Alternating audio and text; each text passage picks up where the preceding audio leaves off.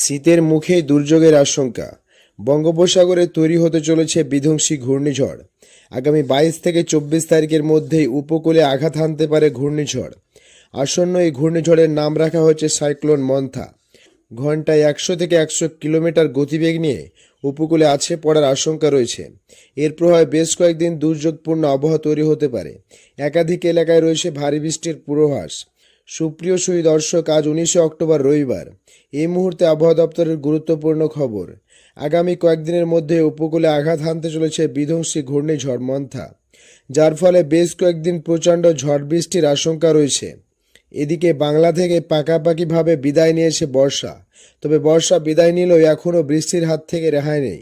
আজ থেকে আগামী 2 দিন দক্ষিণবঙ্গের বিভিন্ন জেলায় বজ্রবিদ্যুৎ সহ বিক্ষিপ্ত বৃষ্টির পূর্বাভাস দিয়েছে আবহাওয়া দপ্তর। তো আসুন জেনে নেব আজকে রবিবার সারাদিন আবহাওয়া কেমন থাকবে। আজকে কোন কোন জেলাগুলিতে বৃষ্টির সম্ভাবনা রয়েছে, কোন জেলাগুলিতে হতে পারে ভারী বৃষ্টি, আর কোথায় কোথায় রয়েছে হালকা থেকে মাঝারি বৃষ্টিপাতের পূর্বাভাস। পাশাপাশি দেখে নেব বঙ্গোপসাগরে ঠিক কবে থেকে কখন তৈরি হচ্ছে ঘূর্ণিঝড় মন্থা। ঘূর্ণিঝড় মন্থা তৈরি হলে তার প্রভাবে বাংলায় কোথায় কোথায় কেমন বৃষ্টিপাতের সম্ভাবনা রয়েছে, কোন কোন জেলাগুলিতে হতে পারে দুর্যোগপূর্ণ আবহাওয়া, তা নিয়ে কি রয়েছে আবহাওয়া দপ্তরের সর্বশেষ আপডেট, বিস্তারিত জানিয়ে দেব আজকের এই প্রতিবেদনে। অবশ্যই ভিডিওটিকে শেষ পর্যন্ত দেখবেন এবং এই মুহূর্তে আপনি কোন জেলা থেকে দেখছেন অবশ্যই আপনাদের জেলার নামটি আমাদের ভিডিওর কমেন্ট বক্সে লিখে জানাবেন। তো আসুন প্রথমে আমরা দেখে নেব আজকে রবিবার সকাল থেকে সারাদিন আবহাওয়া কেমন থাকবে, আজকে কোন কোন জেলাগুলিতে বৃষ্টিপাতের সম্ভাবনা রয়েছে।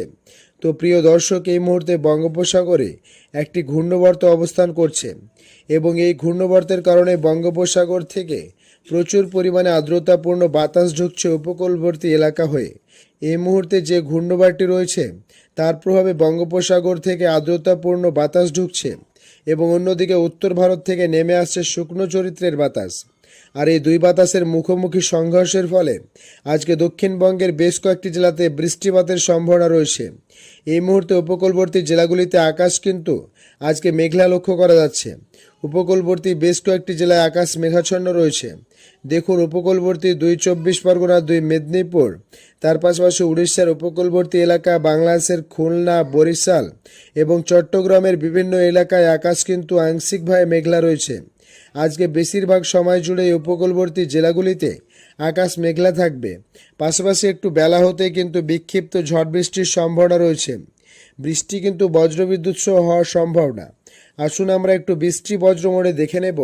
তো আজকে দুপুরের পর থেকে বৃষ্টি হতে পারে উপকূলবর্তী কিছু কিছু এলাকায়, যদিও সব এলাকায় বৃষ্টি আজকে নেই।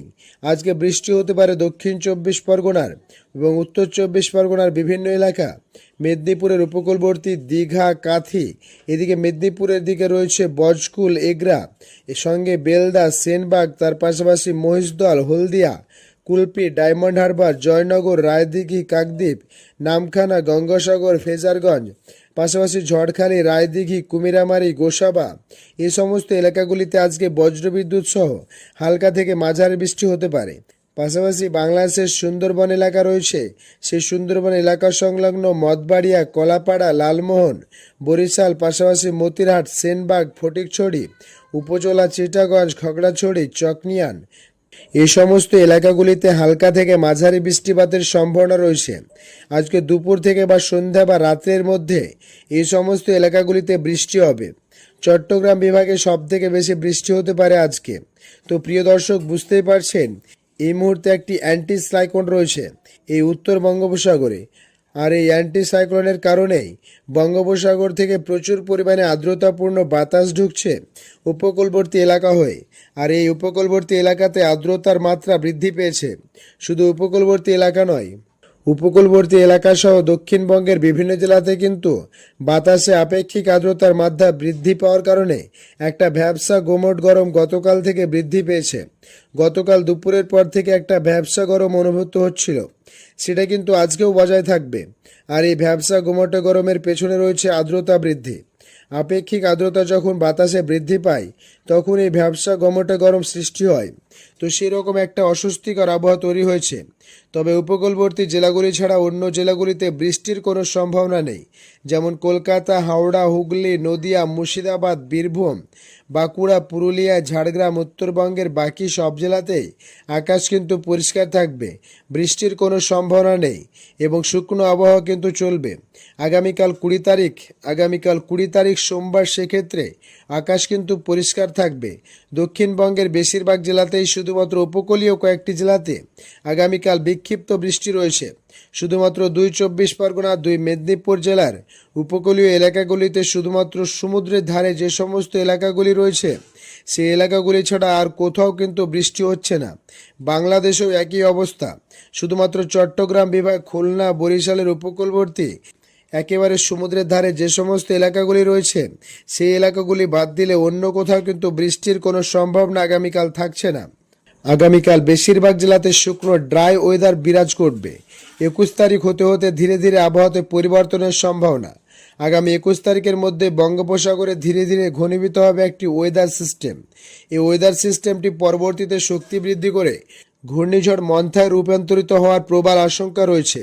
ইতিমধ্যেই কিন্তু বঙ্গোপসাগরে ঘূর্ণিঝড় তৈরির জন্য উপযোগী এবং অনুকূল অবস্থান রয়েছে। ফলে এই মুহূর্তে যদি বঙ্গোপসাগরে কোনো নিম্নচাপ দানা বাঁধে, সেক্ষেত্রে নিম্নচাপটি খুবই দ্রুত শক্তি বৃদ্ধি করে ঘূর্ণিঝড়ের রূপ নিয়ে উপকূলে আছড়ে পড়তে পারে বলেই কিন্তু প্রবল আশঙ্কা রয়েছে। কেননা এই মুহূর্তে বঙ্গোপসাগরে যে টেম্পারেচার, সেটা কিন্তু রয়েছে 30 ডিগ্রির আশেপাশে এবং সেটা হচ্ছে ঘূর্ণিঝড়ের জন্য বেশ উপযোগী একটি তাপমাত্রা। পাশাপাশি এই মুহূর্তে বঙ্গোপসাগরে প্রচুর পরিমাণে হিউমিডিটি রয়েছে, অর্থাৎ আর্দ্রতা কিন্তু রয়েছে প্রচুর পরিমাণে। সেই আর্দ্রতা ঘূর্ণিঝড়কে আরও শক্তিশালী করতে সাহায্য করে। ফলে এদিকে টেম্পারেচার সেটা রয়েছে 30 ডিগ্রির ঘরে এবং আর্দ্রতার কারণে একদিকে টেম্পারেচার, অন্যদিকে আর্দ্রতার পর্যাপ্ত আর্দ্রতা, এই দুটি কারণে কিন্তু নিম্নচাপটি বেশ শক্তিশালী হতে পারে, এমনকি সর্বোচ্চ ক্ষমতায় পৌঁছে গিয়ে ঘূর্ণিঝড়ে রূপ নিতে পারে। এবং এই ঘূর্ণিঝড় যদি তৈরি হয়, সেক্ষেত্রে ঘূর্ণিঝড়ের নাম রাখা হবে ঘূর্ণিঝড় মন্থা। ইতিমধ্যে কিন্তু তালিকাভুক্ত যে পরবর্তী ঘূর্ণিঝড় রয়েছে, সেটা বঙ্গোপসাগরে হোক বা আরব সাগরে হোক, কেননা আরব সাগরেও একটি ঘূর্ণিঝড় তৈরি হওয়ার আশঙ্কা কিন্তু রয়েছে।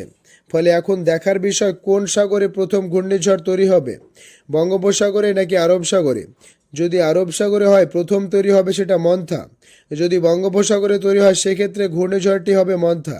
তো এখন দেখার বিষয় ঘূর্ণিঝড়টি কোন উপকূলে কোন সাগরে তৈরি হয়। যদি বঙ্গোপসাগরে তৈরি হয় আগাম, সেক্ষেত্রে তার নাম হবে ঘূর্ণিঝড় মন্থা। এবং ঘূর্ণিঝড় মন্থা তৈরি হওয়ার পর তার যে প্রাথমিক গতিপথ বা অভিমুখ হবে, সেটা থাকছে পশ্চিম দিকে। প্রথমে কিন্তু এটা পশ্চিম দিকে মুভ করবে, অর্থাৎ অন্ধ্রপ্রদেশ উপকূলের দিকে ঘূর্ণিঝড়টি এগিয়ে আসার প্রবল সম্ভাবনা রয়েছে। আমরা দেখে নেব ঠিক কবে ঘূর্ণিঝড়টি আছড়ে পড়তে পারে কোন উপকূলে। বাংলার আবহাওয়াতে এই ঘূর্ণিঝড়ের কতটা প্রভাব পড়বে এবং বাংলার দিকে এগিয়ে আসার কোনো আশঙ্কা রয়েছে কিনা আপনাদের দেখাবার চেষ্টা করব। প্রথমে আমরা ECMWF ওয়েদার মডেলের সাহায্যে আপনাদের দেখাবার চেষ্টা করব, কেননা ECMWF ওয়েদার মডেলটি সব থেকে নির্ভরযোগ্য এবং একটি বিশ্বস্ত ওয়েদার মডেল, যেটা এশিয়ার ক্ষেত্রে বেশ খানিকটা কার্যকারী। বেশিরভাগ ক্ষেত্রে এর ফোরকাস্ট মিলে যায়। তো সেক্ষেত্রে ECMWF ওয়েদার মডেল কি বলছে, আমরা একটু বায়ুর ঝাপটা মোডে অর্থাৎ ঘাস্টিং মোডে দেখাবার চেষ্টা করব। তো দেখুন, আগামী 21 তারিখের মধ্যে সিস্টেমটি কিন্তু অর্থাৎ নিম্নচাপটি তৈরি হয়ে যাবে। 22 তারিখ আরও কিছুটা শক্তি বাড়িয়ে ঘূর্ণিঝড়ে রূপ নিতে পারে এবং ঘূর্ণিঝড়ে রূপ নিয়ে 23 তারিখ সিস্টেমটি অন্ধ্রপ্রদেশ দিকে চেন্নাই সংলগ্ন এলাকায় উপকূলে আছড়ে পড়ার প্রবল সম্ভাবনা রয়েছে। সেক্ষেত্রে এর প্রাথমিক প্রভাব বা পরোক্ষ প্রভাব পড়তে পারে অন্ধ্রপ্রদেশ উপকূলে এবং দক্ষিণ উড়িষ্যায়। এই ঘূর্ণিঝড়ের প্রত্যক্ষ প্রভাব বা পরোক্ষ প্রভাব পড়ার সম্ভাবনা রয়েছে। তবে পরোক্ষ প্রভাবে উড়িষ্যা সহ পশ্চিমবঙ্গ এবং বাংলাদেশের উপকূলীয় এলাকাগুলিতে কিছুটা ঝড় বৃষ্টিপাতের সম্ভাবনা রয়েছে আগামী 23 তারিখের পর থেকে। কেননা ঘূর্ণিঝড়ের প্রভাবে প্রচুর পরিমাণে আর্দ্রতাপূর্ণ বাতাস এবং মেঘ ঢুকবে উপকূলীয় এলাকায়। তার ফলে পশ্চিমবঙ্গ, বাংলাদেশের উপকূলবর্তী জেলাসহ দক্ষিণবঙ্গের বিভিন্ন জেলাতে আগামী 23 তারিখের পরবর্তী সময়ে বৃষ্টিপাতের সম্ভাবনা থাকছে। তবে এই মুহূর্তে ECMWF ওয়েদার মডেল বলছে ঘূর্ণিঝড়টি দক্ষিণ ভারতের দিকে যাবে। আমরা অন্য আরও একটি ওয়েদার মডেল রয়েছে, দেখে নেব সে ওয়েদার মডেল কি বলছে। সেটা হচ্ছে গ্লোবাল ফরকাস্টিং সিস্টেম, আমেরিকান একটি ওয়েদার মডেল। ঘূর্ণিঝড়টি প্রচণ্ড শক্তিশালী হবে। একটি সিভিয়ার সাইক্লোন রূপে ঘন্টায় 100 থেকে 120 কিলোমিটার পর্যন্ত এর গতিবেগ হতে পারে এবং ঘূর্ণিঝড়টি সেক্ষেত্রে 23 তারিখ নয়, বরং এই মডেলের অনুসারে ঘূর্ণিঝড়টি অন্ধ্রপ্রদেশ উপকূলে না আছড়ে পড়ে সিস্টেমটি কিন্তু কিছুটা উত্তর দিকে এগিয়ে এসে উড়িষ্যার উপকূলে আছড়ে পড়ার সম্ভাবনা রয়েছে। সেক্ষেত্রে এর প্রভাব সবথেকে বেশি পড়বে উড়িষ্যা স্টেটের সবথেকে বেশি ঝড় বৃষ্টিপাতের সম্ভাবনা রয়েছে এর প্রভাবে, অর্থাৎ গ্লোবাল ফরকাস্টিং সিস্টেম বলছে ঘূর্ণিঝড়টি উড়িষ্যার উপকূলে আছড়ে পড়ার প্রবল সম্ভাবনা রয়েছে। সেক্ষেত্রে আমরা দেখছি ECMWF ওয়েদার মডেল অনুসারে সিস্টেমটি দক্ষিণ ভারতের অন্ধ্রপ্রদেশে আছড়ে পড়ার সম্ভাবনা রয়েছে। যাই হোক, উড়িষ্যা বা অন্ধ্রপ্রদেশ যেখানে আছড়ে পড়ুক না কেন, বাংলাতে কিছুটা পরোক্ষ প্রভাব পড়বে। তো বাংলায় কোথায় কেমন প্রভাব পড়বে আমরা একটু বৃষ্টি বজ্র মোডে দেখে নেব। সেক্ষেত্রে কবে থেকে বাংলাতে এর প্রভাবে বৃষ্টি হবে? এমন হতে পারে যে ঘূর্ণিঝড়টি পরবর্তীতে বাংলাতে আছড়ে পড়তে পারে, কেননা অনেক ক্ষেত্রে দেখা গেছে যে উড়িষ্যার উপকূলে ধাক্কা খেয়ে ঘূর্ণিঝড়গুলি পরবর্তীতে পশ্চিমা অথবা বাংলাদেশের উপকূলে আছড়ে পড়েছে। সুতরাং বাংলার দিকে এগিয়ে আসার আশঙ্কা কিন্তু উড়িয়ে দেওয়া যাচ্ছে না। সেই ক্ষেত্রে আমাদের নজর রাখতে হবে। প্রতিটা মুহূর্তে আপডেটে আপনাদের সাথে আমরা শেয়ার করতে থাকব। তার জন্য আমাদের চ্যানেলটিকে সাবস্ক্রাইব করে রাখবেন, কারণ আমরা প্রতিদিন আপনাদের জেলার আপডেটগুলি দিয়ে থাকি আমাদের এই চ্যানেলে। তো আসুন আমরা দেখে নেব পরবর্তী কয়েকটা দিন আবহাওয়া কেমন থাকবে। এই ঘূর্ণিঝড়ের প্রভাবে মোটামুটি বৃষ্টি শুরু হচ্ছে বাংলাতে 24 তারিখ থেকে বৃষ্টি শুরু হয়ে যাবে। 24 তারিখ, 25 তারিখে বৃষ্টি রয়েছে দক্ষিণবঙ্গের সব জেলা, কলকাতা, হাওড়া, হুগলি, উত্তর দক্ষিণ 24 পরগনা, মেদিনীপুর, তার সঙ্গে ঝাড়গ্রাম, বীরভূম, বর্ধমান, একেবারে মালদা পর্যন্ত, মুর্শিদাবাদ, মালদা, নদিয়া, এই জেলাগুলিতে বৃষ্টি রয়েছে।